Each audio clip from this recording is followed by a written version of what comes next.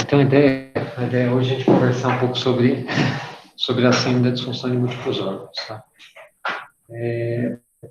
Assim, muito longe de falar sobre fisiologia, fisiopatologia, mesmo porque ninguém sabe direito o que acontece. É uma síndrome bastante complexa. Mas o que eu vou mostrar para vocês é uma teoria sobre o que pode acontecer. E eu acho que, assim, tem muito a ver com o que acontece à beira. Nesse sentido, assim, se for parar para pensar, é o diagnóstico sindrômico mais comum que a gente tem aqui dentro da UTI. E vou fazer uma pergunta para vocês. Qual que é a... Você falou do desconforto gástrico do seu Wilson? Ele refere ainda. Tá, gente, Tá? pode. Isso está baixada. Ele começou a tomar laxante agora. Mas, ó, então, só para a gente começar só a organizar as ideias, quais são as causas mais comuns de síndrome de disfunção de múltiplos órgãos que vocês conhecem? Se vocês quiserem falar ou escrever daí, fiquem à vontade, tá? Infecção. A infecção é uma causa comum, mas não é a mais comum causa de disfunção de múltiplos órgãos. O que mais? Assim, acho que para nós, aqui, nas clínicas, eu acho que ainda deve ser a causa predominante, mas se a gente for pegar as UTIs médias, não é, não. O que mais? Você vê como causa de disfunção é uma coisa bem discutível. Né? Provavelmente é, mas quando é muito extremo. Tá? O que mais vocês lembram? Síndrome da disfunção de múltiplos órgãos. O que mais vocês lembram? Olha, assim, vem pancreatite na cabeça, as queimaduras, mas, assim, no mundo em desenvolvimento, uma causa muito comum são os politraumas. Né? Então, trauma é uma causa bastante comum. E no mundo, no geral, principalmente no mundo desenvolvido, uma causa relativamente, é a causa líder de síndrome da disfunção de múltiplos órgãos são os grandes pós-operatórios.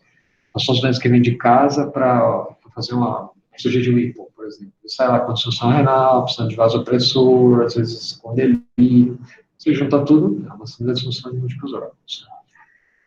Mas, assim, como para nós aqui no Hospital das Clínicas é muito comum a causa infecciosa, vamos pensar o seguinte, vamos fazer um exercício. Então, vamos supor que a gente tem um leito aqui, o leito não está vago, tá?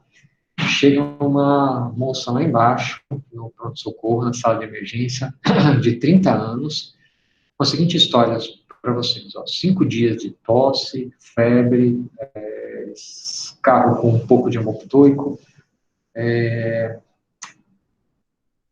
dores pelo corpo, e de 2 dias começou aí com uma falta de ar progressiva. Tá?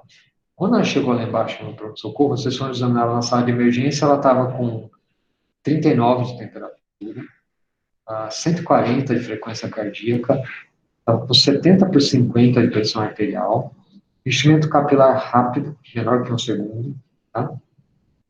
E a frequência respiratória de 40, só que rápida e superficial. Quando vocês forem examinar, ela crepita na base direita, e na saturação, a oximetria, o oxímetro pegou bem, estava saturando ali 91. Tá? Aí vocês fazem uma radiografia, tem uma consolidação na base direita. Então, assim, sindromicamente, como é que vocês classificariam, que diagnóstico vocês dariam para essa senhora que eu narrei para vocês?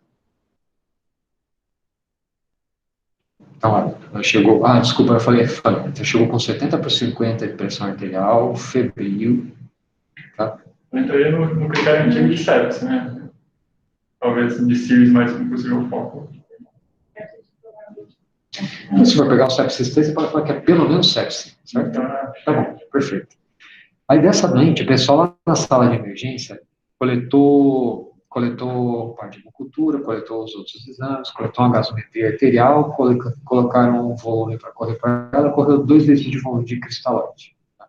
E tinha a vaga, ela subiu para cá. Colocaram um catéter 2 litros por minuto e ela veio aqui para a UTI, com via periférica. E fizeram a primeira dose do antimicrobiano lá embaixo, com hipótese de infecção grave. Quando ela chegou aqui no leito, ela chegou acordada, conversando com vocês, um pouquinho toxemiada ainda, com a frequência cardíaca agora de 120, lembro que era 140, pressão arterial de 120 por 70, saturando com catéter 2 litros 96, temperatura agora de 38,7. A gasometria que o pessoal coletou lá embaixo veio com 27 miligramas por decilitro de lactato, veio com um basic set de menos 5, uma PO2 boa e um pH adequado, certo? Qual o diagnóstico sindrômico dela? Pega o sepsis 3. Ficou na sepsis, né? Perfeito. Na sepsis. Apesar do lactato aumentado, é uma sepsis. Isso é uma subclassificação, não é subclassificação, desculpa, é um subfenótipo. Né? Às vezes, com sepsis, com lactato aumentado, tem uma mortalidade relativamente alta também. Mas, enfim, é uma sepsis. Só uma pergunta, o que vocês fariam com ela a partir desse momento, dessa senhora? Ela está com a pressão de 120 por 70, a frequência cardíaca 120. O que vocês fariam com ela a partir de agora? Diga. Eu falei com a família, se eu quiser, foi bem difícil a conversa. Assim, não me falei, não sei o que, faz não sei quanto tempo a gente tá rodando aqui, falando que estava lá, para vir para cá. Eu expliquei que o vírus pode ser pior, melhor, depois pior de novo. Até eu falei que, não, né, que eu expliquei como um propósito, achei que talvez as pessoas conseguissem entender, não sei se eu fiz bem de falar já, mas talvez como perder a mão. Aí chorou o filho e o marido da neta. Daí ele pediu para daqui uma hora se eu não poderia ligar para falar com a neta, ele acha que ela vai ficar desesperada, eu falei sim. Você precisa falar depois. Meio... Se quiser, eu falo com a neta depois. Então, você que sabe. Então... Agora, falei com a filha da dona Sueli também, foi tranquilo, mas está todo mundo positivo mesmo na casa, né? O irmão parece estar morrendo mesmo no Guarujá. Essa strike. Bom, mas enfim. O que vocês fariam com ela? Porque eu estou aqui, eu estou terminando, que já fizeram antimicrobiano, fizeram volume. Só que ela está com a veia periférica. Alguém de vocês passaria um catéter central?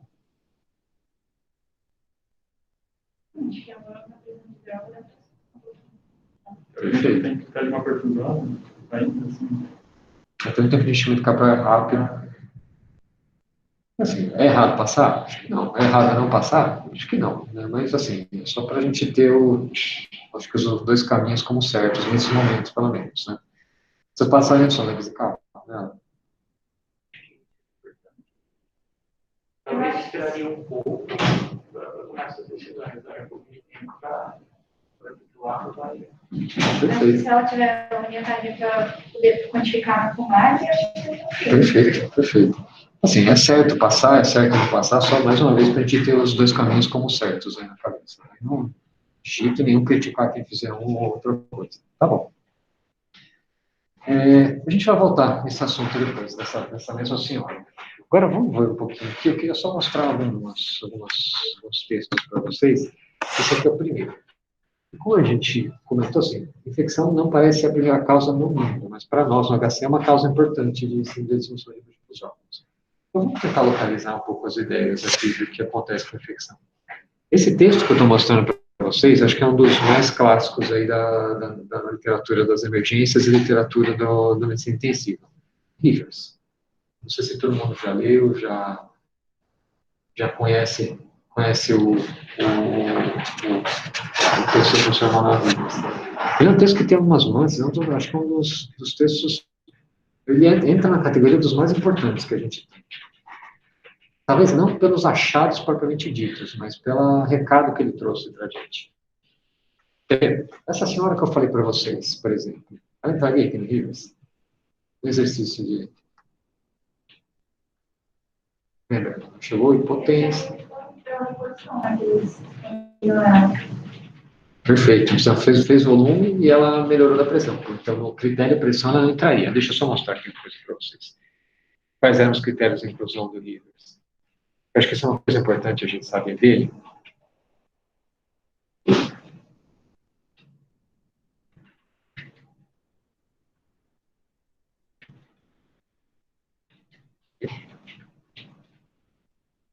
Acho.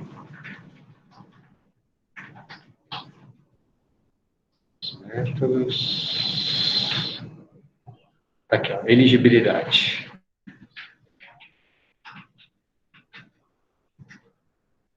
Então, vejam.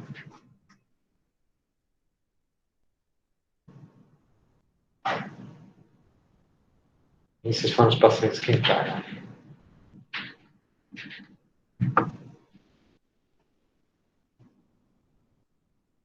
Então, vejam. Ela tinha que ter 2 dos 4 critérios de Sears, né? Tinha que ter a pressão sistólica abaixo de 90, a despeito da reanimação com 20 e 30 ml por quilo em 30 minutos. Ou, ao invés da hipotensão, ter 4 milimoles por litro de lactato. Essa senhora que eu falei para vocês, ela respondeu o volume. Então, esse critério já não entrava. Só que o 4 milimoles por litro, eu falei para vocês 27 miligramas por decilitro, que dá um pouco mais de 3 milimoles.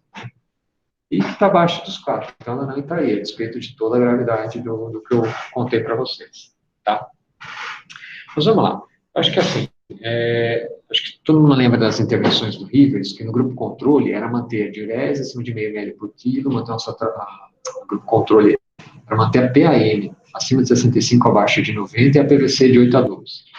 E no grupo intervenção, além dessas 3 variáveis, existia essa tração venosa central acima de 70, que é um jeito de você ter uma ideia do acoplamento entre oferta e consumo de oxigênio. Né? Vamos ao que importa do Rivers, que acho que foi o resultado mais importante dele. Desculpa. Os doentes do Manuel Rivers são doentes muito graves. Né? Deixa eu mostrar para vocês por que eu estou falando isso.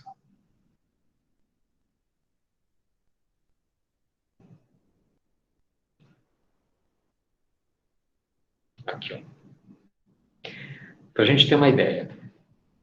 Essa primeira coluna foi na entrada. Né? Então, vejam o lactato, por exemplo. Olha o lactato da entrada. Está aqui, ó, 6,9 no grupo controle e 7,7 no grupo que fez a World. Quer dizer, 7 milimoles, poxa, isso aí vai dar aí uns 56 miligramas por decilitro, é uma quantidade bastante alta de lactato, né? E assim, só para colaborar com essa ideia, olha, isso aqui ele colocou como base best. O base best é a mesma coisa que o base excess, só trocar o sinal, deixa eu ficar para menos 1. Então, daria um base excess de menos 9 de cada um dos dois. Isso é muita acidose metabólica, são eventos bem graves, né? E ainda para colaborar mais ainda nessa ideia, olha só a saturação venosa central deles, era 49 no grupo, 48,6 no outro. Vocês já coletaram muita saturação venosa de paciente? Vocês lembram de ter coletado 1, 2, 3 doentes aí? Bem pouco. Vocês lembram de saturações tão baixas assim? Isso não é habitual. Isso não é habitual de acontecer, não. Então, as saturações eram muito baixas, né? Então, os doentes eram bem graves mesmo. E agora vamos para os resultados, então, que eu queria mostrar para vocês. Esse aqui.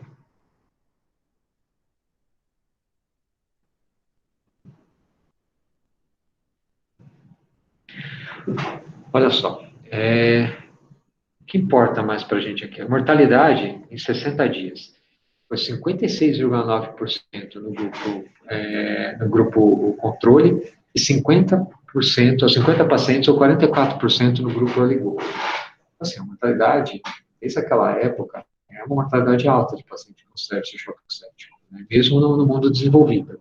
Tá? Só que essa diferença, olha só, de 57 para 44, dá 13% de diferença de risco absoluto. É uma diferença muito grande. Hoje a gente tem um estudo na medicina intensiva com uma monta tão grande assim de efeito, isso não é comum, não, é uma raridade. Só lembrar que esse é um estudo iniciante. Isso é uma coisa que, em geral, amplifica o resultado. Tá? Então, isso é uma coisa importante para a gente ter na cabeça. Tá? Outro dado importante que eu queria mostrar para vocês aqui do Rivers é isso aqui, ó. Olha as causas de morte dentro do hospital. Então, tem uma delas aqui que eu acho que é fácil da gente entender, que é a disfunção de múltiplos órgãos, né? E olha essa aqui em cima, colapso cardiovascular súbito, 21% no grupo, né? Aqui, 21% no grupo e 10% no outro grupo. O que é o colapso cardiovascular súbito? Não sei se vocês já presenciaram, por exemplo, vocês recebem um doente ali com choque séptico, aí ele está lá, 120 de frequência cardíaca, 65 de PAM, fica nisso algum tempo, o lactato começa a cair, de uma hora para outra, ou ele para, ou ele começa a subir droga, subir droga, subir droga, meio doido ali. Isso acontece. Isso chama colapso cardiovascular súbito, ninguém sabe o que isso significa, mas é a expressão de gravidade, expressão de bastante gravidade dos doentes. Tá bom, então assim, o Rivers trouxe esse recado para a gente, né? Olha, prestar atenção nos doentes, na fase aguda, pelo menos, mais atenção parece fazer diferença para eles. Lembrar que o Rivers, os doentes, eles eram admitidos na sala de emergência, na sala de emergência já começava a reanimação, até 6 horas depois do diagnóstico de choque. Depois disso, ele era encaminhado ou para a enfermaria ou para o UTI, tá? Ou ficava na sala de emergência mesmo, certo? Olha, o Rivers tem muita gente que critica. Assim, ele tem algumas críticas. É um estudo unicêntrico. Outra coisa, ele usou um catéter chamado Precep, é um catéter que ele tem uma fibra ótica, ele mede de forma quase que em tempo real, contínua, a saturação venosa mista dos doentes. Né? Mista não, central. A gente precisa ficar coletando dos pacientes. E ele era o dono da patente do catéter. Isso foi uma coisa que não ficou muito bem, mas acho que não fez isso por mal. Logo depois ele passou a patente para o hospital e a Edwards comprou. Outra coisa que ficou meio ruim do Rivers foi isso aqui, ó. Na primeira linha dos resultados, ele tem umas coisas que chamam um pouco a atenção. Não são de jeito nenhum erradas, mas chamam um pouco de atenção.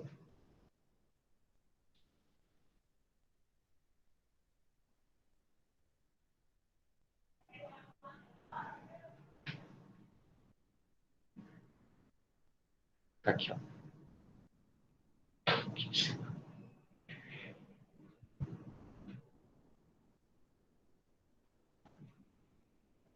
Tá aqui. Características basais dos pacientes. Presta atenção que ele avaliou 288 pacientes. 8,7% foram excluídos ou não consentiram em participar. No final das contas, ele avaliou 236 na estatística propriamente dita. Ele deu uma entrevista para uma revista que é o Wall Street Journal. Se vocês forem procurar no site do Wall Street Journal, se colocar no River, vocês vão achar a entrevista. E ele colocou uma coisa interessante. Perguntaram para ele, né? E o que aconteceu desses 8,7% desses pacientes que você excluiu? Por que você excluiu? Isso ele não deixou claro em nenhum lugar. E hoje em dia, pelo diagrama consorte, ele deixa explicado, né, porque são excluídos. E o que ele colocou foi o seguinte: olha, boa parte deles tinha um choque séptico, mas não era muito grave. Aí a coisa ficou meio esquisita, né? Pô, naquela época, choque séptico era choque séptico. Hoje a gente tem choque séptico segundo o sepsis 2, choque séptico segundo o sepsis 3. Hoje a gente sabe que são gravidades diferentes, mas naquela época não tinha isso. Então aí começou a pegar um pouco começaram a pegar no pé dele. Aí assim, isso trouxe um gasto adicional para o tratamento de sepsis para os Estados Unidos como um todo, de uma forma meio pesada. Tá? Isso tudo era unicêntrico. E aí vieram os holandeses. Os holandeses trouxeram a seguinte demanda. Eles coletaram o gasto dos doentes que chegavam na UTI deles e publicaram uma corte multicêntrica, mostrando assim, olha, engraçado, nas nossas UTIs, os doentes tinham uma saturação venosa, na média, era 72%, 73%, era acima de 70%, não 40% do jeito que era o do Emmanuel Rivers. Eu falei, olha, tem uma coisa que não está batendo aqui. Aí vieram os australianos. Os australianos colocaram o seguinte: vocês lembram que a mortalidade do grupo intervenção era 46%. Né? Os australianos colocaram o seguinte: olha, a nossa mortalidade de choque séptico é 22%, é a metade do seu grupo intervenção. Então, isso é uma coisa que não dá para a gente trazer para cá, para nós. E os britânicos colocavam o seguinte: olha, isso é uma terapia que, se a gente for fazer do jeito que a Emmanuel Rivers fez, a gente vai ter que comprar catéter. No Reino Unido, lá não se faz nada que envolva saúde e custo sem testar. Tá? Então, nesse enxame ali de gente questionando Emmanuel Rivers, nasceram os 3 próximos estudos que investigaram o EGDT. Acho que você já deve ter discutido aí bastante, que foi o PROMIS, o Process e o Arise, que é o australiano. O PROMIS é britânico, o Process é norte-americano e o Arise é australiano, tá? Mas essa aqui é a colocação do Rivers. Acho que assim, o que o Rivers trouxe de legal para a gente? Olha, preste atenção na fase aguda. Isso a gente trouxe dele para depois. Tanto que eu acho que nenhum estudo pós-Rivers foi feito que nem ele foi, que ninguém tinha ideia do que estava fazendo. Agora parece que tinha que prestar atenção na fase aguda. Maravilha. Mas ele não foi o primeiro autor a estudar reanimação baseada em metas tentando acoplar a oferta e consumo de oxigênio. Olha só, por exemplo, esse autor vocês já devem ter ouvido falar bastante dele, é Luciano Gattinoni. Luciano Gattinoni, eu costumo dizer que ele é um eclético da medicina intensiva, um cara que já estudou tudo. Desde terapia substitutiva renal, até equilíbrio de ácido básico. O que ele mais gosta é ventilação mecânica. Ele é o homem da prona. Mas olha só, é que ele estava na fase hemodinâmica dele. O que ele fez? Ele bolou um estudo italiano, é isso que eu estou mostrando para vocês. Ele randomizou, foram 760 pacientes em 3 grupos. Eles passavam Songans, todos chocados, né, desculpe, não necessariamente só choque séptico. Tinha bastante doente com choque séptico, mas tem muito doente politraumatizado ou outras causas de choque. Então, ele passava, nesse primeiro grupo, ele passava Songans e media. Perfeito. No segundo grupo, isso está escrito aqui, ó. No segundo grupo, deixa eu só baixar um pouquinho para vocês verem melhor aqui. Ó, 250 para o grupo controle que passava Songans e media. 250 para um grupo que eu chamo de grupo de índice cardíaco, que era um grupo que se media o índice cardíaco e tinha tentado deixar acima de 4,5 litros por minuto por metro quadrado. Tá? E um outro grupo, que é esse grupo aqui, que é o grupo de saturação. Que ele mantinha saturação venosa mista agora, quer dizer, lá do Songans acima de 70%. Tá bom? Olha, todos os doentes chocados. Então, deixa eu só mostrar o que importa para esse estudo. Que é isso aqui. Vou mostrar a curva de Kaplan-Meier para vocês. Ó. No final de 6 meses, a mortalidade foi alta, a probabilidade de sobrevida em torno de 40%, e os 3 grupos tiveram a mesma mortalidade. Interessante, né? Só lembra que sobrevida e mortalidade são coisas diferentes. A sobrevida foi igual a deles e a mortalidade é absolutamente igual a deles em 6 meses. Tá bom.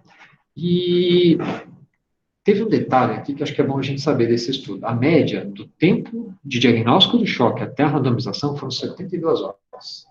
Tá? Então, guardem isso na cabeça. Tem um monte de resultado fisiológico interessante aqui, mas eu acho que isso não importa para a gente agora. 2 meses antes da publicação do Manuel Rivers,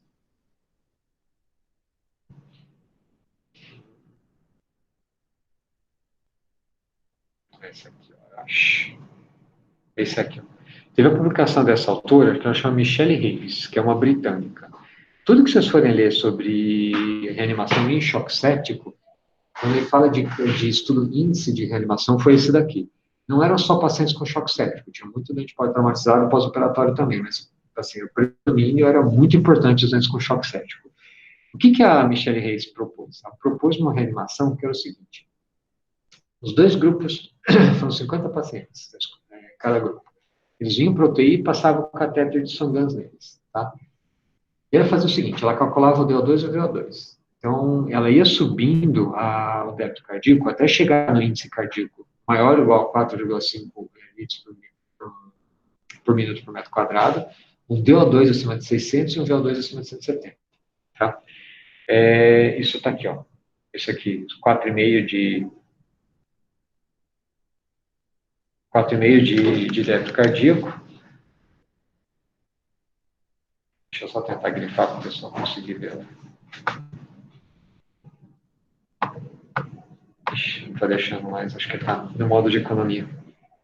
Mas, enfim, está escrito, ó, aqui onde está a setinha, tá? 600 e 170. E para fazer isso, como que ela fazia? ela dava volume para o doente até que ele subisse pelo menos 10% de volume sistólico. Então, dava 250 a 500 ml. Subia 10%, dava mais 250 a 500 ml, até chegar nesses valores. Se não chegasse nesses valores, ela ligava a dobutamina. A dobutamina, ela usou uma dose que ela começava com 5 microgramas por minuto e ia titulando até 200 microgramas por minuto. Ó, só para mostrar aqui, eu não estou inventando não. Está vendo aqui, ó, 5 a 200 microgramas por quilo por minuto de dobutamina. A mediana foi 26. Uma dose absurdamente alta para nós hoje. Né? Tá bom. Vamos ver só os resultados que a doutora Michele Reis teve também.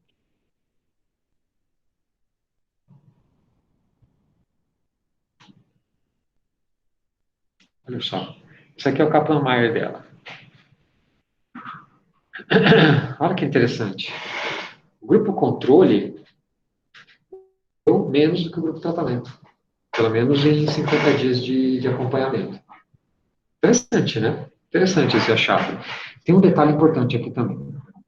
A média de tempo do diagnóstico de choque até a randomização foi em torno de 48 horas.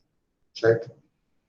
Olha, gente, desses 3 estudos que eu mostrei para vocês, ou seja, Emanuel Rivers, Luciano Gattinoni e a doutora Michele Reis, o que vocês tiram de conclusão deles? De reanimação, talvez nenhuma, né? A única coisa que talvez eles deixem de recado para a gente é o seguinte: olha, se tem algum período que a gente pode ser que, se reanimar o doente, tem algum benefício para ele, esse momento é lá no começo, nas primeiras 6 horas de choque. Se eu deixar para muito tardio, como o Dr. Gattinoni fez, isso provavelmente não vai ter. Diga. A gente ali olhando, a gente conseguia pegar o ultrassom um pouquinho. Tá? Não?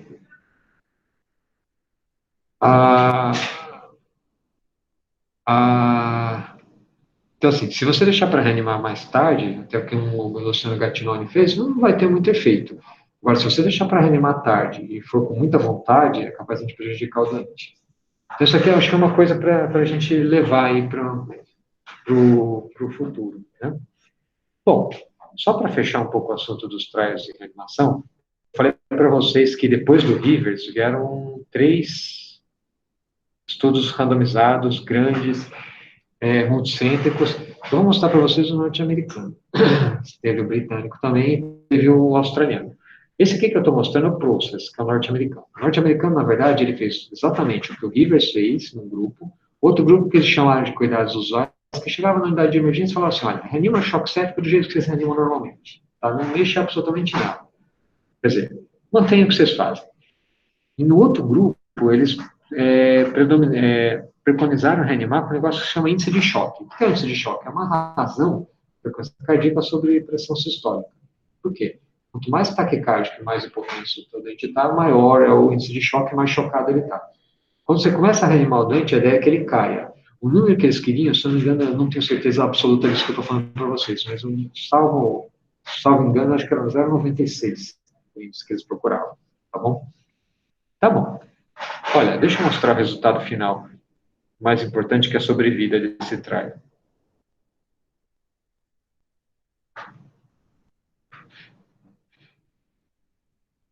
Isso aqui, ó. Vamos pegar esse de baixo, que ele vai... Não, esse aqui tá bom. Vai até um ano. Olha, nos 3 grupos, em 90 dias, probabilidade de sobrevida foi igual. Nos 60 dias, probabilidade de sobrevida foi igual. No segmento de 1 ano, probabilidade de sobrevida foi igual, nos 3 grupos. Quer dizer, já nessa época, realmente fazer reanimação baseada na saturação venosa não fazia muito sentido. Tá? E só lembrando que, assim, isso a gente já tinha passado horrível. Isso a gente tinha alertado todo mundo que tem que prestar atenção na fase inicial. Talvez isso fez a diferença. Né? Não vamos ficar coletando a saturação venosa dos doentes. Tá? Bom, mas enfim, teve alguns achados secundários que acho que são importantes a gente ter claro na cabeça. O grupo que fez o cuidado usual, só metade deles passou catéter central, que trouxe uma economia bem importante para a nação como um todo. O grupo que foi reanimado com índice de choque foi o grupo que mais recebeu volume. E foi o grupo que mais precisou de dialisão. Guardem isso, que a gente vai voltar nisso aqui mais tarde. Tá bom? Bom, então, o Process foi exatamente isso que eu falei para vocês. Um detalhe. Desculpe, o grupo Rivers foi o grupo que mais recebeu do glúten e transfusão de sangue. Mais uma coisa importante dessa sequência, o PROMIS, que foi o estudo britânico, eles fizeram custo-efetividade. Não só não teve efetividade, o custo foi maior no grupo que recebeu o catéter, mas não teve diferença estatística. Mas assim, uma vez que não tem eficácia, não tem por que fazer aquilo. Então, a efetividade, a análise de custos perdeu um pouco o significado. E dos australianos, uma coisa legal, que a taxa de mortalidade deles é tão baixa que para eles desenharem o estudo, aqui foram 1.200 pacientes, 400 em cada grupo. Dos australianos, como o número de eventos, o número de mortes deles são muito baixos, eles precisaram de um N gigantesco. Eles precisaram de 800 pacientes em cada grupo para mostrar que os dois grupos eram iguais. Tá bom? Isso aqui é só detalhes para a gente pôr na cabeça. Olha, o que eu quero mostrar para vocês agora, deixa eu ver se eu consigo mudar a tela.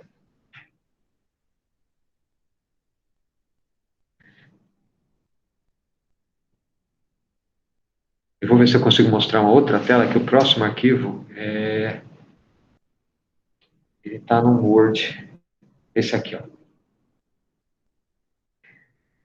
Esse estudo que eu estou mostrando para vocês é um cara que chama Richard Hotchkiss, é um norte-americano, cara de Minnesota. Até hoje ele estuda por que os doentes sépticos morrem. Assim, não tem nenhuma conclusão firmada. Qual é o processo que leva à morte? Nessa época, o que ele fez? Ele captou 20 pacientes que morreram na UTI dele, e a pergunta de estudo, primariamente, era isso que eu estou mostrando para vocês. Ele foi procurar apoptose em doentes com sepsis grave e choque séptico. Não, só para responder essa pergunta, onde ele achou bastante linfonodo. Linfonodo tem muita apoptose em doentes com choque séptico, e na mucosa do trato gastrointestinal, que talvez seja um dos mecanismos aí de sangramento do trato gastrointestinal, até mais importante do que o componente péptico, uma vez que proteger o estômago diminui muito pouco o sangramento. Mas olha, deixa eu mostrar aqui uma tabela que eu deixei separada para vocês verem. Tinha uma tabela aqui embaixo.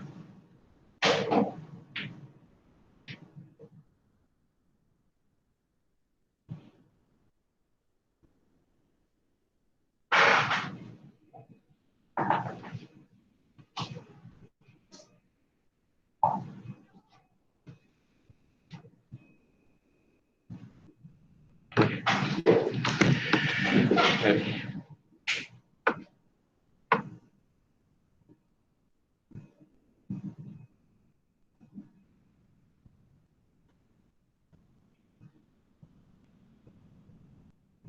A tabela está aqui. Está aparecendo. Bom, a tabela não apareceu, então me desculpe, gente, eu vou falar o que tinha nela. Ele separou por órgãos quais foram os achados clínicos, mostrando disfunção, e o que achou no anátomo patológico. Dos rins, dos 20 pacientes, 12 tinham disfunção renal, para vocês terem uma ideia. Né? O que era disfunção renal? Era quem tinha creatinina agudamente acima de 2,5 ou quem tinha precisado de terapia substitutiva renal durante a internação. Quando ele foi analisar a histologia, no HE, o que aconteceu? No HE, os rins eram normais. Puxa, os doentes morreram com disfunção renal e os rins são normais. Perfeito. Na microscopia eletrônica, dos 12 pacientes tinha marcos de apoptose. Tá? O grande achado dele. Então, poxa, os doentes morrem com disfunção renal, a gente espera que eles tenham necrose dos rins, necrose tubular. Mas isso não foi o achado mais importante dessa casuística do professor Richard Hotchkiss. Pô, mas isso aqui já faz tempo, né? Faz de 1985 o estudo dele. Então, vamos voltar aqui, ó. Isso aqui é uma meta-análise, ela é um pouco mais nova, também é de 2007, não é nada muito novo, não. Mas é do professor Rinaldo Bellon, que é um italiano radicado na Austrália. O que ele fez aqui? Ele buscou, na literatura, todos os estudos e séries de casos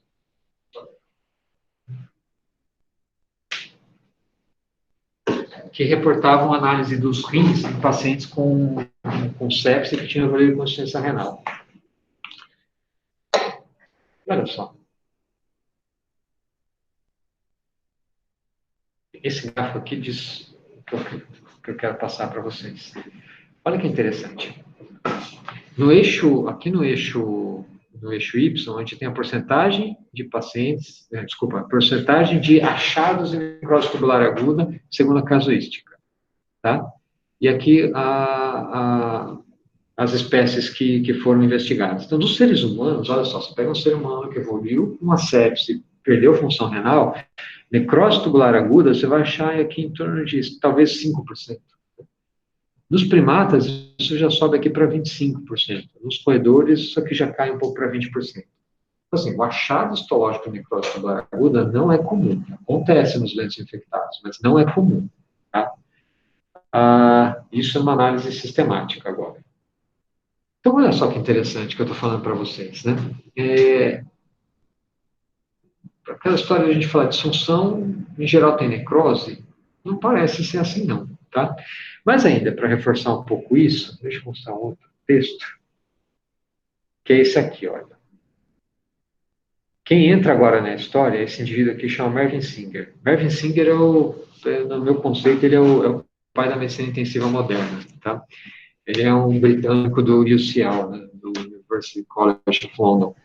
E ele é intensivista, só que ele trabalha muito em laboratório. Ele faz muitas pesquisas experimentais. Só que de manhã ele passa na UTI e à tarde ele vai para o laboratório. O cara que vê doente todos os dias, sua frio, quando são uns 15 dias ele ficar na UTI, ele sua frio lá do lado dos doentes também. Tá? E olha só, o que ele fez aqui? Ele captou, foram 28 pacientes na UTI dele com choque séptico. Aqui, 28 pacientes, e ele biopsiou o músculo vastolateral. Ele pegou um grupo controle, que foram pacientes que vieram para o hospital para fazer prótese total de quadril, e foi lá e biopsiou o vastolateral. Mas eles vieram de casa, esses pacientes, eram pessoas normais, não doentes, tá bom? Deixa eu só mostrar o que ele achou. A ideia era investigar como era o funcionamento mitocondrial, não pelo consumo de ATP, mas pela mensuração funcional dos diversos complexos da cadeia de fosforação oxidativa. E olha só, dos sépticos sobreviventes, pelo menos o complexo 1, vejam, a atividade é menor que nos sépticos sobreviventes, que é menor do que no grupo controle. Então, quanto maior a gravidade, menor o funcionamento mitocondrial. Tá? Isso tem tudo a ver com o que a gente está vendo até agora. Né? Então, assim, aparentemente a gente tem disfunções orgânicas dos doentes sépticos, por exemplo, sem necrose, e eles simplesmente param de funcionar. E aparentemente eles param de funcionar por algum distúrbio na casa de força, que é na região mitocondrial. Tá? Eu não trouxe um texto para vocês, mas existe um texto que ele é feito em células de gato. Né?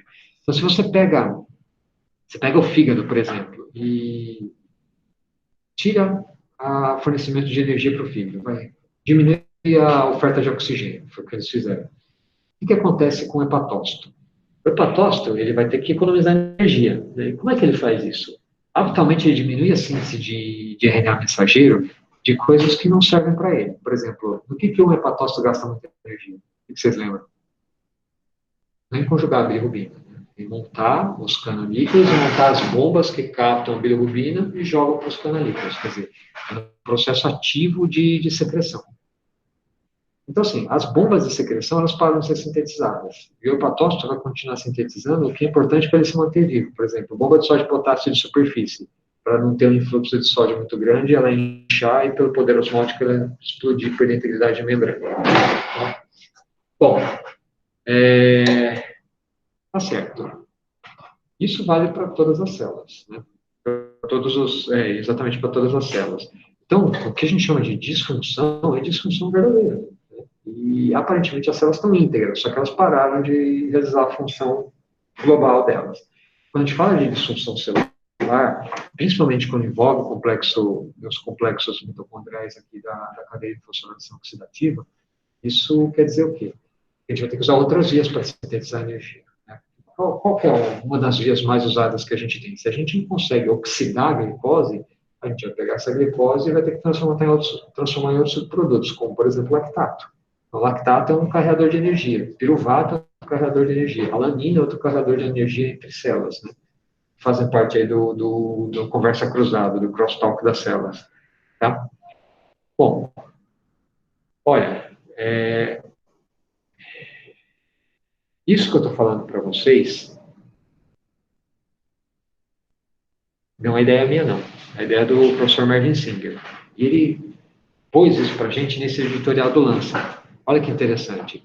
Onde sempre a disfunção de múltiplos órgãos Na verdade, é uma reação adaptativa, mediada por uma série de fenômenos, mas é uma reação adaptativa. A gente sofre uma injúria e a gente tem um shutdown, né? Desliga o corpo.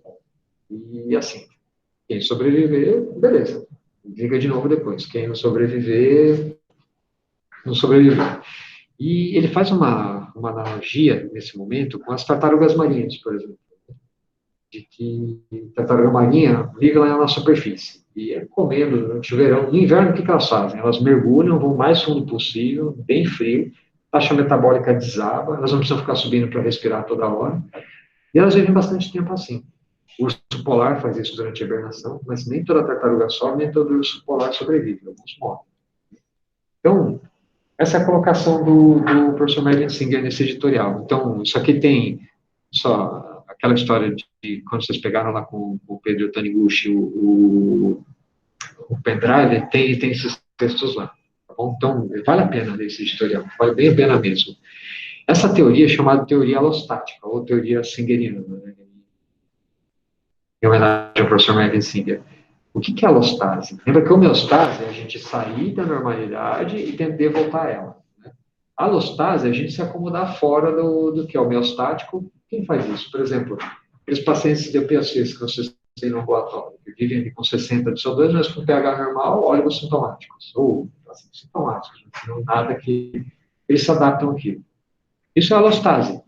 Então, talvez a disfunção da disfunção de múltiplos órgãos seja um processo alostático. Tá?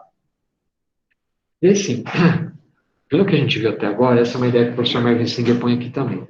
Ah, vamos reanimar o doente, precisa receber volume, precisa subir da cardíaca, assim, beleza.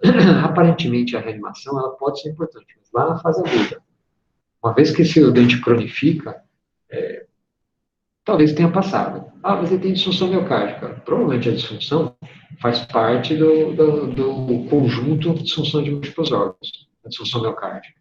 Não é a causa. Ou pode até ser a causa. Em alguns vezes deve ser a causa. Às vezes só tem um jeito de saber, tentar melhorar a performance do coração. Mas a maior parte das vezes faz parte do pacote.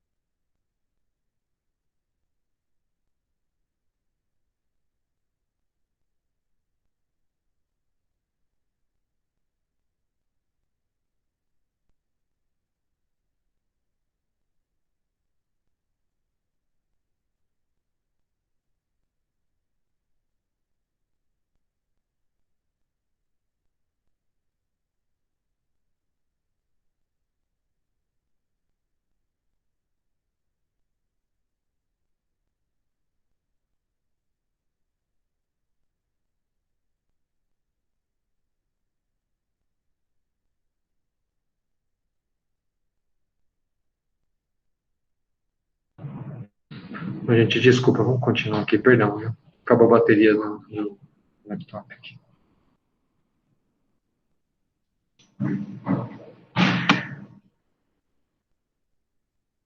Bom, então isso que eu falei para vocês aí é que é chamada teoria alostática da síndrome de disfunção de múltiplos órgãos. Eu acho que assim, não sei se ela explica tudo o que acontece, mas que acho que ela justifica muito do que a gente passa à beira-leito. Provavelmente tem muitas arestas para serem aparadas aí. Falar que ela está certa também não dá. Mas acho que ele explica bastante coisa, né? Ajuda a gente a ficar mais conformado à beira-leito, né? Bom, só mostrar uma coisa para vocês. Isso aqui é uma prévia da Science, né? E olha o que os autores fizeram aqui. Eles usaram sulfeto de hidrogênio para tratar ratos camundongos, na verdade, né? Por um simples motivo. Deixa eu mostrar aqui. Ó, tá aqui. O sulfeto de hidrogênio, ele é um inibidor específico, reversível, do complexo 4, que é a citocromosoxidase. Lembra que eu acabei de mostrar para você que acontecia na sepse com o do professor Mervyn Singer, que desligava a mitocôndria no complexo 1 e 4? Assim, é bem parecido, né? Bem parecido. Olha, vamos ver os achados que eles tiveram. Como é um inibidor, o sulfeto de hidrogênio é um gás, dá para você colocar isso na câmara metabólica para estudar os animais, né? E olha só o que ele fez. Essas barras que vocês estão vendo, a barra preta é a produção de CO2. A barra cinza é o consumo de oxigênio. Então, 5 minutos antes de expor os animais ao gás, ele fez as medidas e chamou isso de 100%. 5 minutos depois de expor ao gás, olha só, a produção de CO2 caiu aqui para em torno de 30%, 40% do inicial. E a produção, o consumo de oxigênio caiu aqui para em torno de 60%. 6 horas depois, os dois caíram para baixo de 20%. Quer dizer, realmente desligou o consumo de energia, a produção de... Desculpa. O consumo de substrato é a produção de CO2, água, CO2, o consumo de oxigênio, a produção de CO2 e, provavelmente, o consumo de energia. Né? Quando a gente fala de consumo de energia, uma das provas que isso aconteceu, a queda do consumo de energia, foi a temperatura. Olha a temperatura aqui, ó. Os animais saíram em torno de 38 a 39 graus, foram caindo e chegaram 6 horas depois a 15 graus de temperatura. Tá? Só lembrar que, assim, se a gente for pensar no rendimento, nosso rendimento mitocondrial, ele roda em torno de 65%. Ou seja, toda a energia que a gente produz dentro das nossas células, seja somando o extra e intramitocondrial, mais ou menos 60, 65% a gente vai utilizar. O resto é perdido como calor. Estou falando perdido, mas não é tão perdido. Esse calor que ele é perdido, entre aspas, ele serve para muita gente quente, por exemplo. Né? Isso chama entalpia do sistema. Nossas lâmpadas aqui, elas perdem muito da energia que a gente fornece para elas gerarem luz com calor. Né? Mas a gente não está perdendo isso, a gente está usando. Né? Então, por que eu estou falando isso da entalpia? Essa queda da temperatura provavelmente é a redução da produção de energia do intracelular, que estava sendo perdida para aquecer, que parou de ser perdida. Não foi produzida, não foi perdida. Esse é o conceito. Olha só, aqui tem uma coisa importante. Lembrem-se que dos doentes que estão internados aí com doenças graves, infectados, por exemplo, começam a evoluir hipotérmicos, isso é uma encrenca grande, né? Por que é encrenca grande? Porque isso marca a mortalidade, a chance deles morrerem é muito mais alta. A hipotermia é um marcador de mortalidade. E não é um marcador de gravidade. Mas por que é um marcador de gravidade? Porque provavelmente está marcando disfunção celular. Né? Então, assim, o doente que tem pico hipotérmico, provavelmente é o doente que está evoluindo com disfunção de múltiplos órgãos mais importante, por disfunção celular mais importante. A gente tem um exemplo aqui agora que é o seu José Neto. Bem hipotérmico, foi difícil aquecer, tá? E assim, ainda mais, hemofiltrando, né, a gente não tem, ele está dialisando, está hemofiltrando, perdão. Mas assim, quando a gente dialisa um doente, por exemplo, a gente dialisa a ureia, a creatina, várias outras escórias, mas dialisa a temperatura também, certo? A gente está passando uma contracorrente líquida que é mais frio que o sangue, então está dialisando a temperatura, está ajudando a esfriar. Não existe nenhum aquecedor perfeito. Máquina de hemofiltração, mais ainda. As máquinas de diálise têm aquecedores que são um pouco melhores, mas também não são perfeitos, tá bom? Bom, mas enfim, hipotermia provavelmente marca a disfunção celular.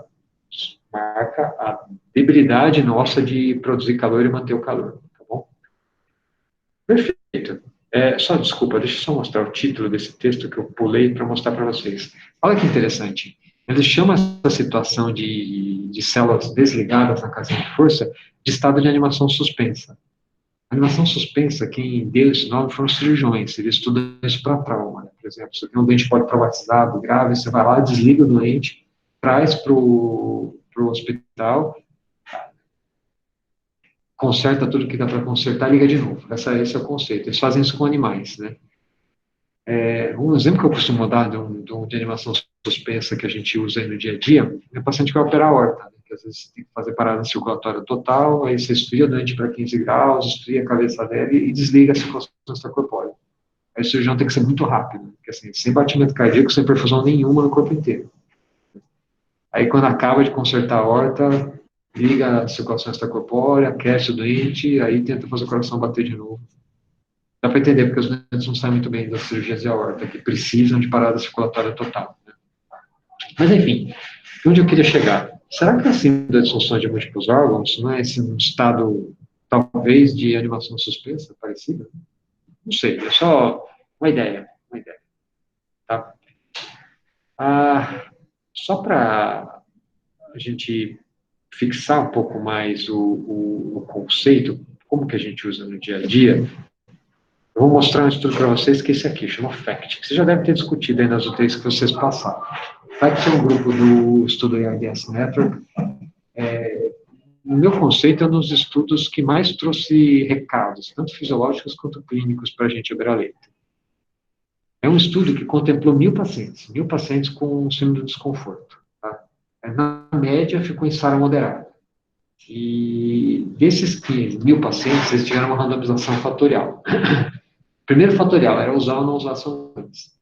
Assim, não teve diferença nenhuma em tempo de internação, tempo de ventilação mecânica, uso de droga, uso de diurético, em quem usou e quem não usou sanguantes. Isso é um achado importante aí para a gente no dia a dia. Quem usou sanguantes teve um número um pouquinho maior, assim, não é extremamente significante, de embolias de pulmão. Tá? E o outro fatorial que eles randomizaram foi o que vocês estão vendo. Esse aqui é o segundo fatorial. O primeiro fatorial também foi publicado no New England. Tá? Mas esse fatorial é o de balanço hídrico. Era balanço hídrico restritivo versus um liberal. Deixa eu mostrar para vocês o que foi restritivo e o que foi liberal. Eles seguiam uma escala. Ela, quando a gente olha, até parece meio difícil de entender, mas depois ela entra.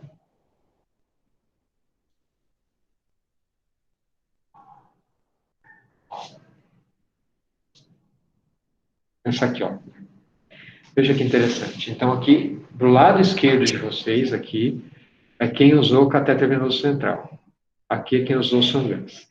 Quem usou o catéter venoso central, eles buscavam a PVC de menor do que 4.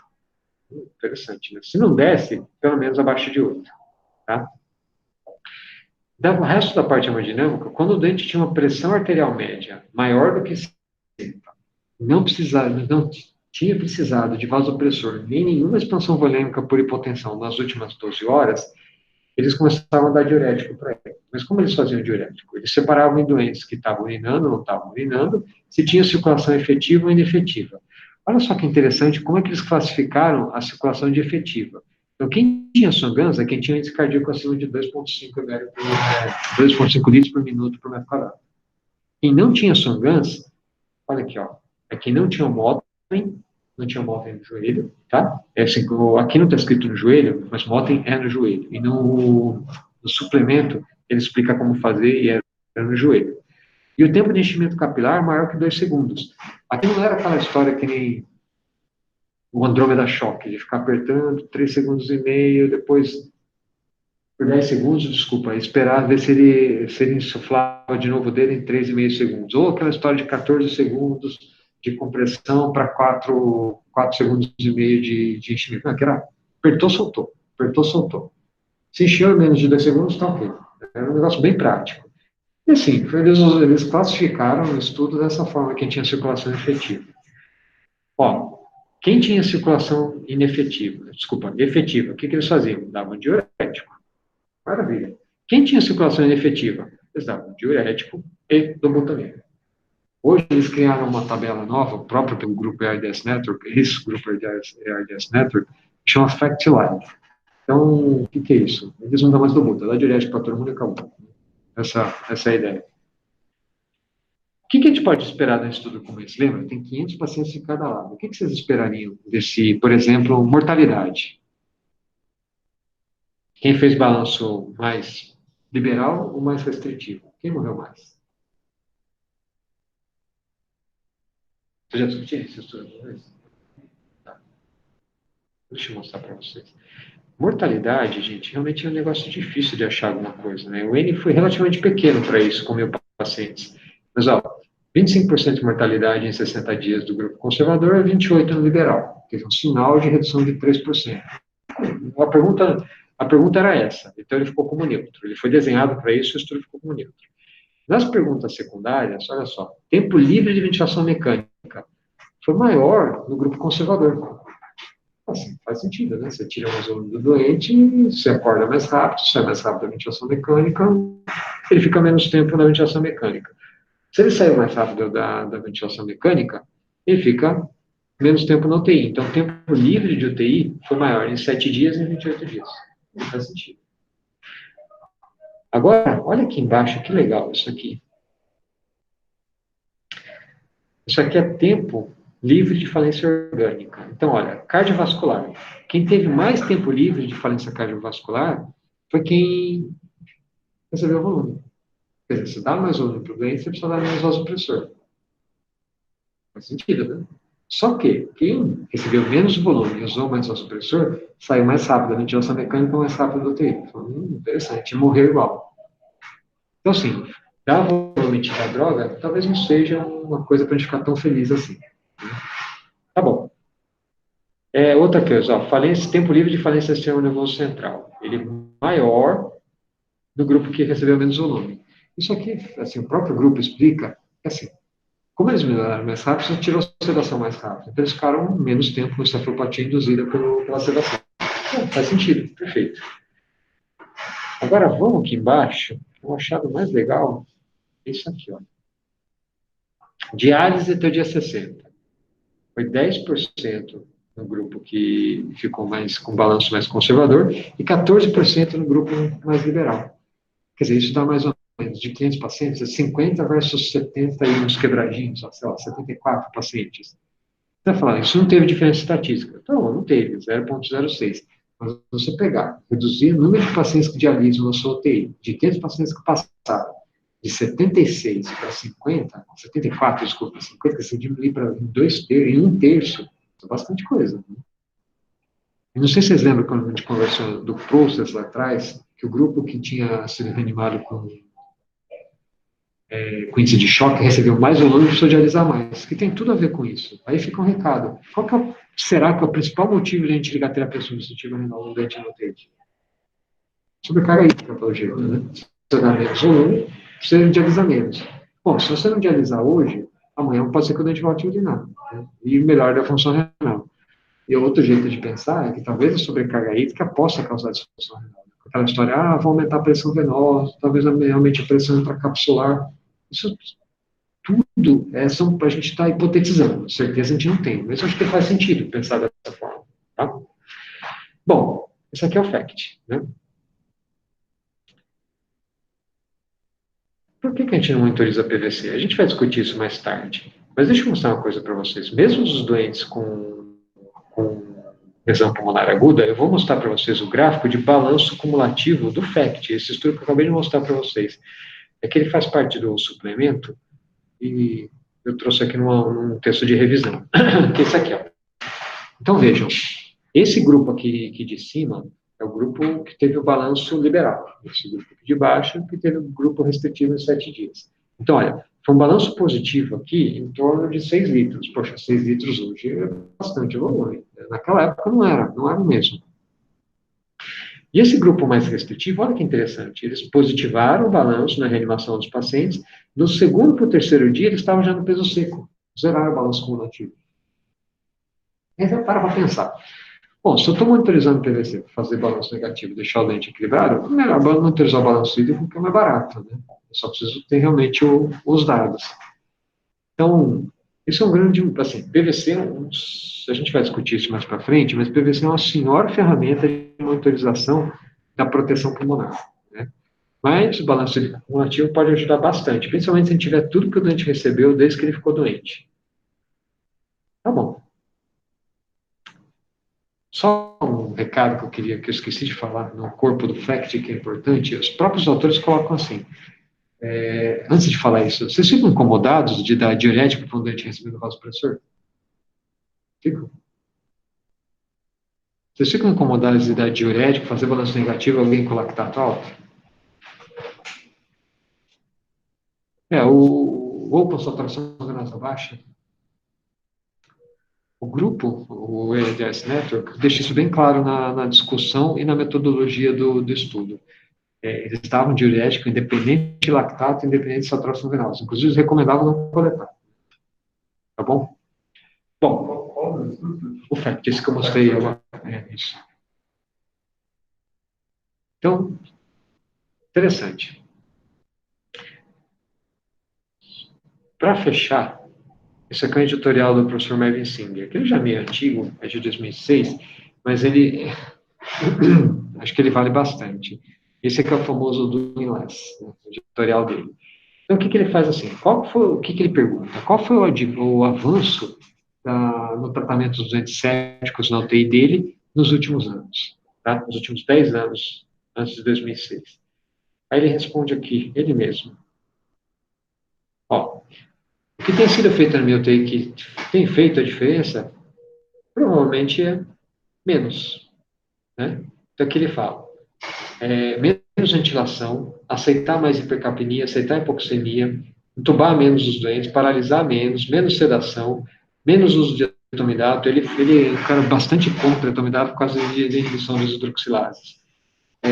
Tolerar pressões mais baixas, evitar grandes cargas de fluido, evitar a síndrome do homem Michelin, vocês lembram? Homem Michelin, tudo inchado, né? Não foi ele que criou esse nome, não, mas, ó, menos tempo de antibiótico, aqui, cadê? Então, assim, ó, menos atenção à monitorização de variáveis supérfluas da perfusão. Aqui isso é um chute no Songans, né? Porque ele é um dos autores do Pac-Man que trouxe aí o Songans para baixo. Tá? Mas assim, o que é uma ferramenta ideal de perfusão? Hoje em dia é difícil falar isso, né? Dedo parece bom, acho que é barata. Então é isso que dá para a gente, acho que, tomar com melhor, talvez como melhor para o dia de hoje, amanhã não sei. Mas olha, resumindo tudo que eu mostrei para vocês até agora, né? Então, assim, parece que reanimar os doentes, a hemodinâmica é responsável pela assimilação de múltiplos órgãos? Pode ser que sim, mas lá numa fase aguda, o dente pós-operatório, perioperatório, por exemplo, no intraoperatório ou perioperatório imediato, talvez seja importante.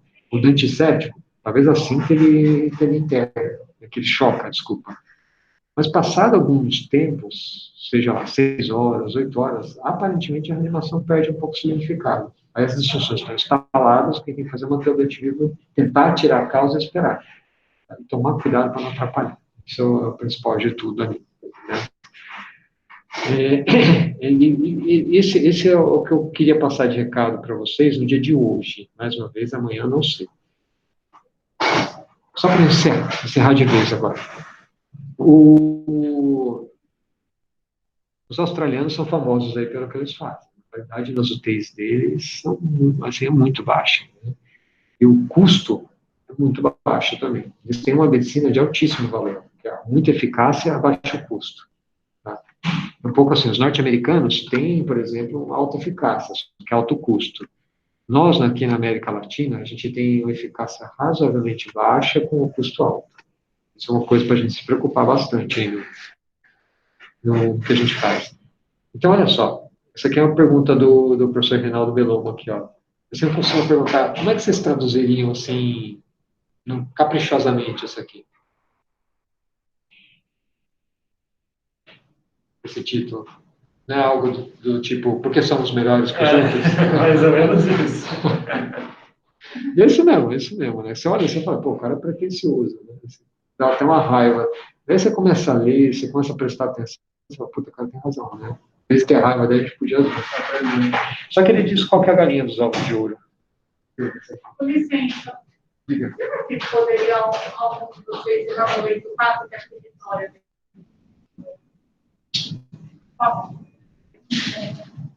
Ó, aqui ele explica por que ele está falando que morre menos gente na Austrália, tá? Ele cita todas as casuísticas, mas tem um subtítulo, esse aqui, ó, The Australian New Zealand Way.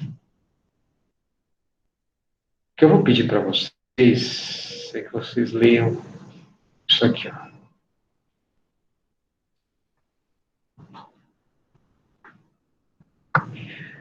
Leiam isso que eu deixei grifado, depois eu subo para vocês verem o resto.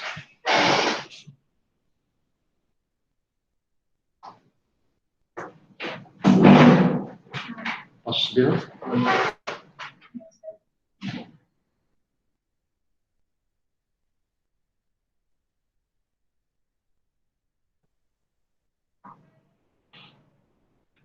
Eu continuo aqui. Ó. Só isso aqui que eu pedi para vocês. Leiam.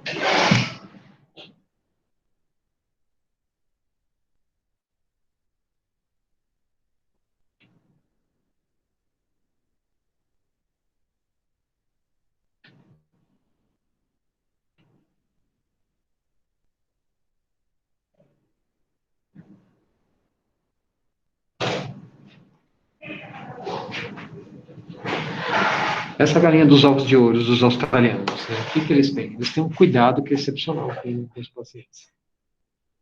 Um enfermeiro por leito, um enfermeiro muito bem treinado. E. Quando o professor por externo. Você podia concentrar que ele está lá e realmente dobrar o triplicado. Dobra na bomba?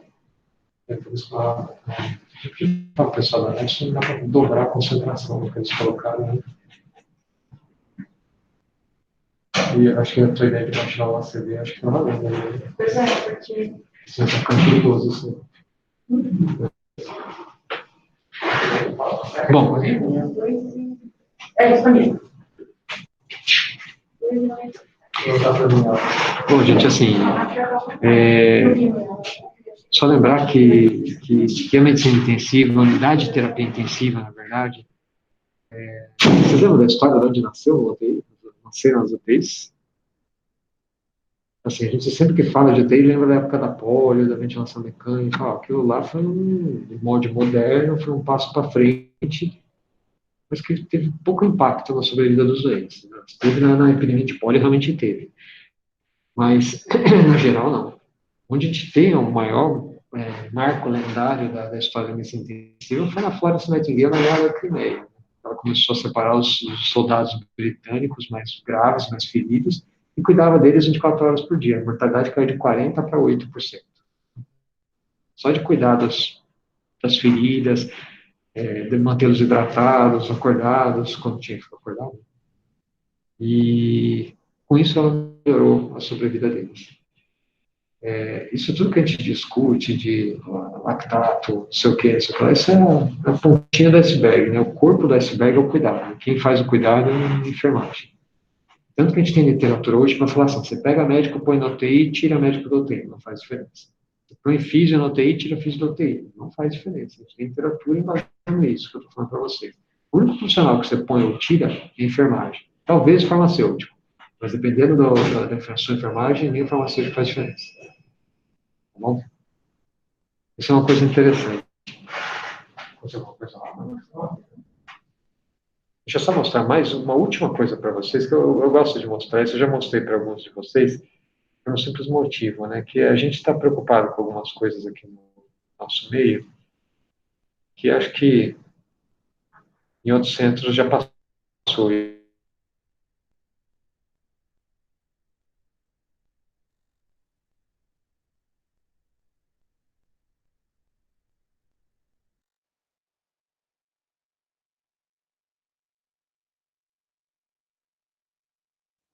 Deixa eu só mostrar a última coisa para vocês. Nos centros de mundo desenvolvido, eita, não está aqui, peraí.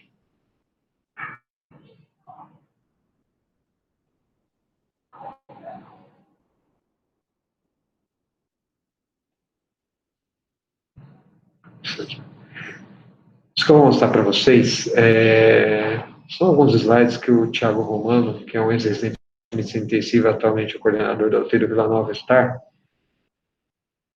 ele foram quase 2 meses no Instituto Karolinska, lá em Estocolmo, na Suécia.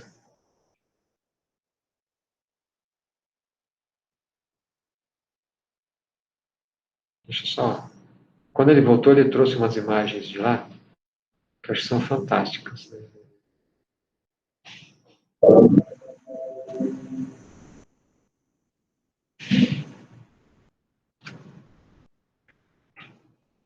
Vou mostrar uma coisa.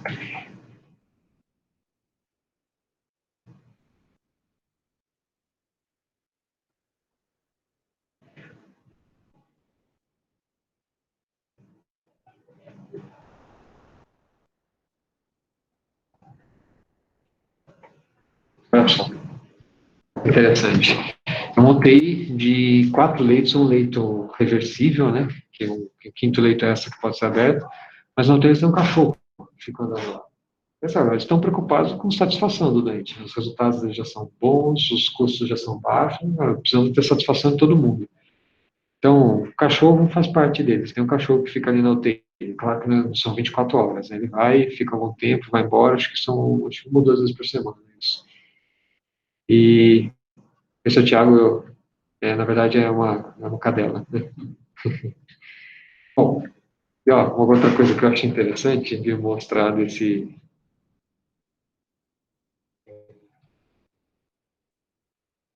pessoal de Carolinas, que é o seguinte: pô, a unidade de ECMO é a unidade que mais faz transporte no mundo. Onde tiver sueco no mundo, eles vão buscar, né? O Thiago estava lá, eles foram buscar uma sueca que foi para o Cairo, pegou H1N1 e estava entubada no Cairo. Eles foram buscar lá e levaram para o Instituto Karolinska. Mas, enfim, deve ser uma unidade super tecnológica, né? Mas olha como é que eles pegam os casos lá.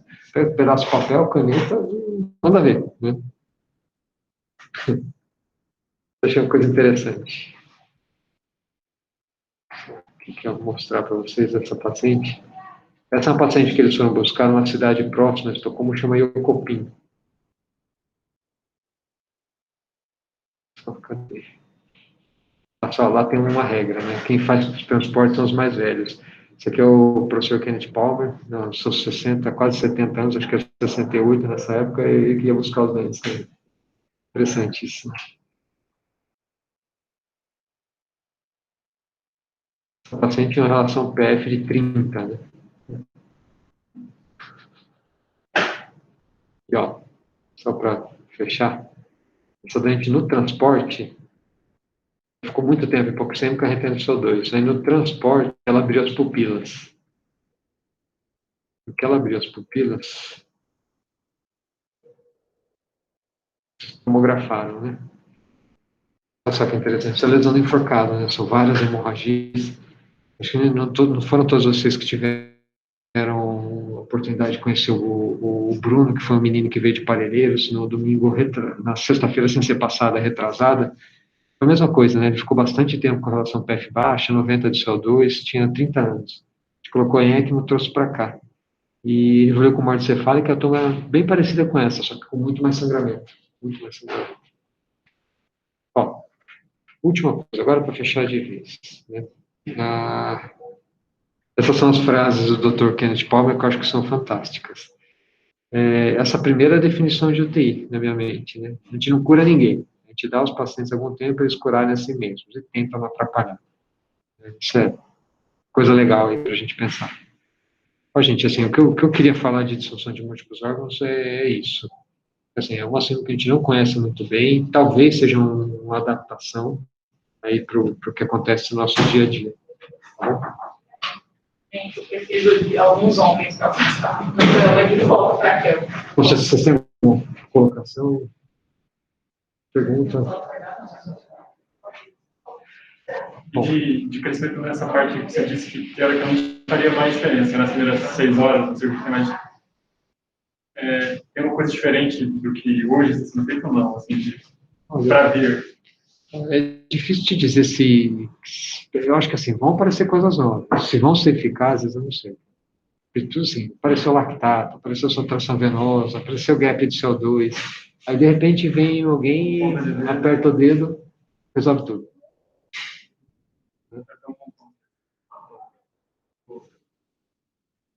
Com vocês em casa aí, tem alguma colocação, gente, alguma pergunta aí?